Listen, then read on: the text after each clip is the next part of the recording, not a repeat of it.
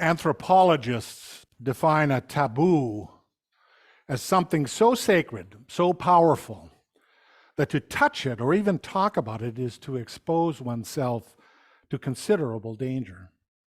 By that definition, money is a taboo topic in many churches, and some ministers, aware of this, try to use humor to diffuse the danger. In order to break the ice, they begin their annual Sermon on the Mount with a mandatory joke. So here goes. A rich man was very upset at the thought that he couldn't take his wealth with him after he died. So he came up with a plan. He would pack a suitcase full of solid gold bars. And when he showed up at the pearly gates, St. Peter asked, "What have you got in the suitcase?" And the rich man proudly opened the case. And St. Peter looked puzzled and said, "You brought pavement?" Diane warned me that wouldn't work. But anyway, there's a widespread attitude, and this is just as true as liberal religious people as conservatives, that money is over here and spirituality is over here somewhere. Or rather, it's usually money is down here and spirit is somewhere up here. Nothing could be further from the truth. The truth is that our attitudes toward money belong at the very heart and center of our spiritual life.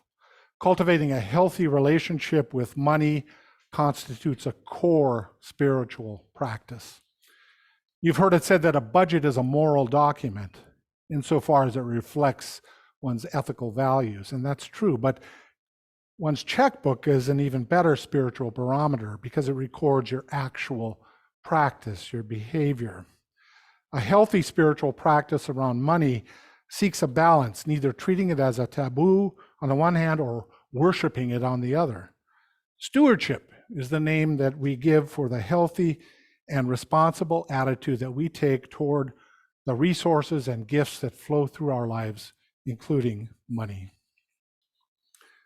About a year ago, I attended a webinar sponsored by the Mid-America region of the Unitarian Universalist Association on the topic of stewardship. And I've shared some of that material with Jacob and the stewardship team here. During that webinar, participants developed the metaphor of a stewardship journey. We're familiar, I think, with the idea of life as a journey, and we even speak, some of us, of a spiritual journey. We're also on what I would call a stewardship journey, which is one dimension of that larger spiritual journey. We've all had to learn, and we continue to learn, what it means to be generous and responsible with whatever gifts and resources are available to us. So this morning I want to share some of my stewardship journey, my testimonial, if you will. I grew up in a family that would not be considered poor, although as a kid I was always aware that my friends had nicer things than my brothers and I had, whether that meant more expensive toys at Christmas and birthdays, or new athletic equipment rather than used, store-bought school clothes rather than hand-me-downs, or even, later in high school, their own car. I couldn't even imagine that. I didn't feel deprived. I was simply aware that our family ranked somewhere at the lower end of the middle class. Years later, my siblings and I discovered the true extent of the financial difficulties and struggles that our parents had experienced, but we were well shielded from that awareness and those concerns when we were kids. We just didn't talk about money in my family. My parents talked more about sex with us kids than they did about money, and that's not saying much. As is often the case, secrecy was a guard against shame. And I had to learn about money on my own. I remember when I was in third grade, I had a crush on a girl in my class named Nancy Johnson. I used to wait until she had left the classroom during lunchtime, and then I would sneak over and lift the lid on her desk, and I would put a few pennies in the little pencil trough. You remember those things of her desk, and that went on for several days until one day she came back from recess lifted up her desk and said, "Who's been putting pennies in my desk?" And I just kind of slunk down. I didn't have to say anything. It was pretty apparent who the culprit was. Amazingly, I later invited Nancy to my birthday party. She was the only girl, along with about 7 or 8 boys, and I'll always remember the gift that she brought. It was a red and black plastic wallet. So I don't know what her message was, but I took it. My first real exposure to handling money and my financial education, my stewardship journey began in earnest when I got a paper route, delivering the morning edition of the Duluth News-Tribune. And I enjoyed being out in the early morning hours when everyone else was asleep. I didn't enjoy getting up, though. So the very first thing I purchased with my own money was a glow-in-the-dark clock radio, so I could wake up at 4:30 to the sound of music rather than a buzzer or a bell. The second thing I bought, which took a lot longer to save for, was a 5-speed, not a 10-speed, but a 5-speed Schwinn bicycle, which I kept for 40 years. And that was very helpful on my paper route. I didn't keep the paper route for 40 years, but it was a handy tool. The second part of my job involved collecting subscription dues from the customers, and that part I really didn't enjoy. We went from door to door in the daytime, knocking with our little record book full of perforated paper tickets. I don't know if you use those, but remember those, but one for each week. I'd tear it off. And I remember it was $1.10 a week for the daily plus the Sunday paper. And every 2 weeks, I would bring my zippered canvas pouch full of bills and coins to my supervisor to be counted. And the coins I had rolled up in little paper tubes provided by the local bank. And the bills I had ironed flat using my mom's iron and ironing board. I ironed them flat, lining them up so the portraits of the presidents were all facing in the same direction, and pressing down and administering a little blast of steam every so often. I could still close my eyes. I can smell that, all that sweat being released from the bills, little clouds rising, the aroma like some sacrificial offering to the gods. I love the concrete tangibility of money, the heft of the coin rolls, and the crisp feel of the banknotes as I spread them out on the table for my supervisor to count. And anything that was left over after he took his cut and the newspaper was paid, anything left over was pure profit. That's how I learned the basics of accounting and budgeting. Now, over the past 40 years of my stewardship journey, I've served 7 different congregations in various contexts, and in partnerships with lay leaders in those locations, I've learned the value of what one church consultant, Robert Schnees, calls extravagant generosity. He identifies as one of the key factors in the success and vitality of congregational life. For many years, I questioned why the Unitarian Universalist Association didn't have an adult religious education curriculum on personal finance or just about money. The conservative evangelical churches did and do, and some of their material is actually quite good. I've looked at it because we didn't have our own. My guess is that the reluctance of the UUA to develop such a curriculum had something to do with assumptions about our upper middle class constituency, and we didn't really have anything to learn about money, perhaps. Speculating. But finally, a few years ago, the UUA did come up with a curriculum. It's called the Wisdom Path, with the S in wisdom is a $sign. And it's actually pretty good. I've used it, and it may be something you might want to consider here. As part of my stewardship journey, then, I've grown more comfortable talking about money, unlike in my childhood. And here I am talking about money with you. Remember that I said I didn't like that collection part of my paper route duties? Let me finish that story. It happened one time that a customer owed me $11. That's 10 weeks worth of payment. Every time I knocked on her door, she was gone. And it had accumulated to that point, 10 weeks worth, and I was terrified to approach her. And I decided to write off a loss. I decided I'd ask for $8.80. And when I said that, she just blew her top. I was standing there on her doorstep.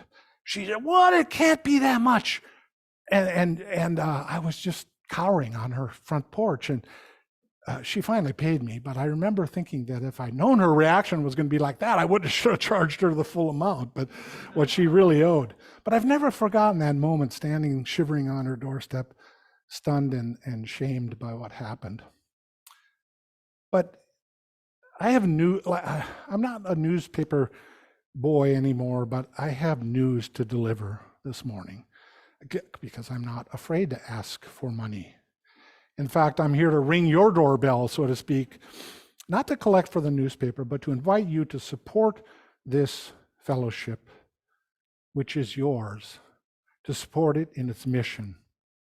In this world that we live in, it's very hard to avoid a consumerist mentality, but we must transcend that transactional mindset of consumerism in favor of a transformational view of stewardship.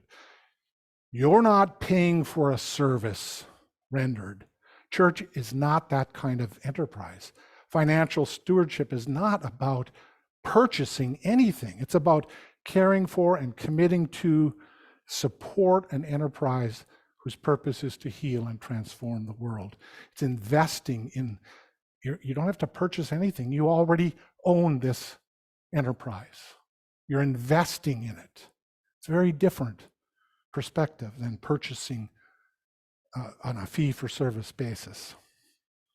I had a wonderful conversation a while back with a friend of mine from the Islamic Center of the Twin Ports up in Duluth. We got to talking about theology and specifically about money and theology.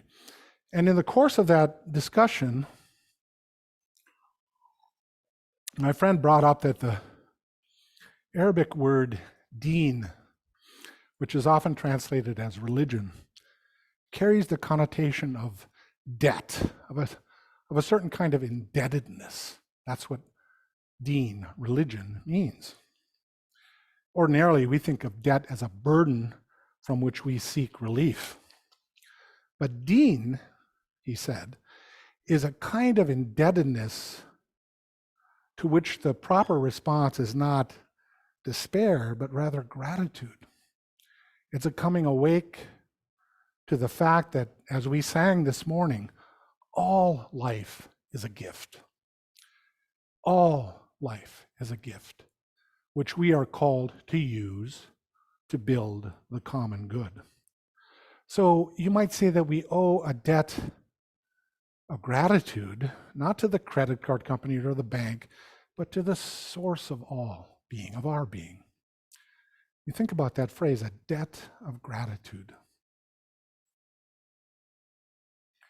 Whatever language, whatever theological or religious language you use, that is a deeply spiritual posture, to live in that kind of indebtedness. You understand the difference. Gratitude, generosity, and stewardship are three interrelated dimensions of life. Generosity flows from gratitude. That's how it works. We are able to give because of what we have received and continue to receive. Greater generosity comes about when we become sensitive to and appreciative of how much in truth we have received. Stewardship then is the mature human responsibility that we assume once we recognize this truth. The whole cycle begins with gratitude, it flows through the practice of generosity, and finds its fulfillment in responsible stewardship. Gratitude, generosity, and stewardship are spiritual practices. They all involve a kind of opening up, a letting go, a releasing our grip on the things that we think we possess. A folktale from Kurdistan tells of a man sitting alone on a rock overlooking the sea, and next to him was a case filled with gold coins. And the man picked up a coin, he studied it, and then he threw it into the ocean. He picked out another coin, turned it over in his hand, flung it into the sea. And a religious teacher was passing by, and he stopped to look at this unusual performance. And after seeing a good amount of gold disappear into the sea, he approached the man and he said, what are you doing? Or what's this? He said, and then, it's a case of gold. But what are you doing? I'm throwing it into the ocean. What do you want to do that for? I'm practicing non-attachment, he replied calmly. Well, why don't you just dump it in all at once? Asked the teacher. Oh no, he said. This attachment I have, it needs to be struggled with 100,000 times. I like that story because it suggests a certain kind of patient and persistent spiritual practice. It shows that spiritual insight, wisdom, and freedom doesn't come all at once dramatically, but in small increments, in moments of time, over and over. Each time we have an opportunity to reflect on the money that passes through our lives, we can consider our attachment, but also the blessings that come with it. For example, as part of my spiritual practice, I have learned to say when the cashier asks, do you want a receipt? I say, yes, I'd love a receipt. I consider that part of my spiritual practice to be mindful about the money that is flowing through my life. And I look at it later, not in some obsessive, compulsive way, but with a soft focus, a kind of meditation. To think, wow, this portion of that money I spent is probably going, learn the cashier was a figure skater. It probably is helping her to buy skates. It's going to nourish my body and the groceries and that of my wife. It's helping the producers and the truck drivers, and yes, the executives of the grocery chain. But so I reflect on those relationships, and the point is that the simple transaction connects me and you in many ways to innumerable others. Now, of course, we're not throwing gold coins into the ocean, but rather investing in an institution, an organization. Still, even that may require some detachment. As I said, you're not to think of yourself as consumers, but rather as investors. And the more that is invested, the more you become involved. You know, Jesus once said, where your treasure is, there your heart will be also. Whatever you may think of Jesus, that's a very astute psychological observation. Where your treasure is, your heart will follow after. One of my New Testament teachers called Jesus the village psychiatrist. He knew a lot about human nature. So like individuals, then, the congregations also have their own story of stewardship, their own stewardship journey. I'm just learning about yours. But today is a significant moment in that journey. The way I think about it, everybody is a steward. Some are visiting stewards, as was mentioned this morning. Others are visited stewards, but everybody is a steward. Let me close with these words from J.R.R. Tolkien's tale, The Return of the King, with Merlin speaking. He says,